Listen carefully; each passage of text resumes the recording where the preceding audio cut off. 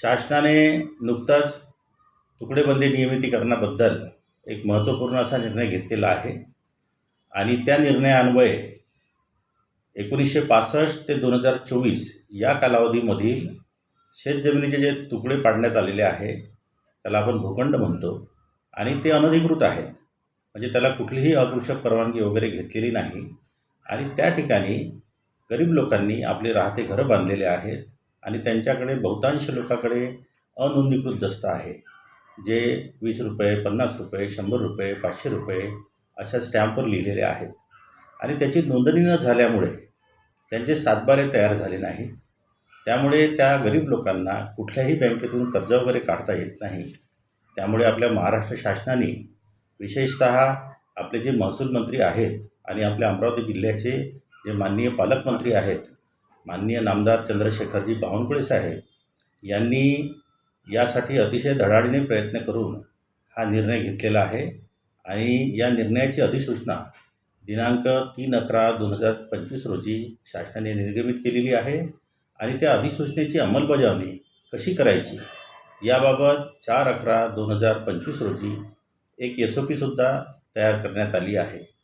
याच शासनाच्या निर्णयाचा प्रत्येक तालुका स्तरावर, ग्रामस्तरावर प्रचार व प्रसार करावा आणि जास्तीत जास्त जनतेला याचा लाभ व्हावा, यासाठी माननीय पालकमंत्री महोदय यांनी अमरावती येथील सर्व जिल्हाप्रमुख यांच्या सभेमध्ये याचा प्रचार व प्रसार करण्याकरिता जनता दरबार व जनसंवाद कार्यक्रम आयोजित करण्याचे निर्देश दिले होते.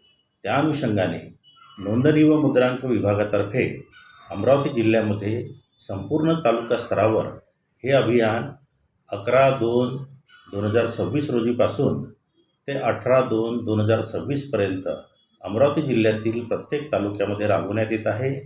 आतापर्यंत आपण वरुड, मोर्शी, चांदूर बाजार, अचलपूर, अंजनगाव, दर्यापूर आणि अमरावती येथे असे जनसंवाद व जनता दरबाराचे कार्यक्रम संपन्न केलेले आहे. या कार्यक्रमाला आपल्याला भरभरून लोकांचा प्रतिसाद लाभलेला आहे आणि या कार्यक्रमातून आमच्या असं लक्षात आलं की जनतेचे किती छोटे छोटे प्रॉब्लेम्स असतात आणि त्यांच्यापर्यंत माहिती न पोचल्यामुळे ते कसे अनुत्तरित राहतात. त्यामुळे माननीय पालकमंत्री महोदय यांनी जे निर्देश दिले त्यामुळे आपल्या अमरावती जिल्ह्यातील सर्वसामान्य लोकांना याचा भरपूर फायदा होणार आहे, त्यांच्या प्रश्नाची उकल होणार आहे, त्यांच्या अडचणीची सोडवणूक होणार आहे. त्यामुळे आता तिवशाला, चांदूर रेल्वेला, धामणगावला, नांदगाव खंडेश्वरला आपले पुढचे 17 व 18 तारखेला जनता दरबार व जनशिबिराचे आयोजन आहे. त्या ठिकाणी ज्या लोकांना आपले काही प्रश्न असतील त्या लोकांनी त्या प्रश्नाच्या सोडवणुकीसाठी त्या ठिकाणी यावं. मी मुद्रांक जिल्हाधिकारी म्हणून स्वतः त्या कार्यक्रमाला उपस्थित राहणार आहे आणि प्रत्येक लोकांच्या अडचणीचं निराकरण करण्याचा प्रामाणिक प्रयत्न करणार आहे.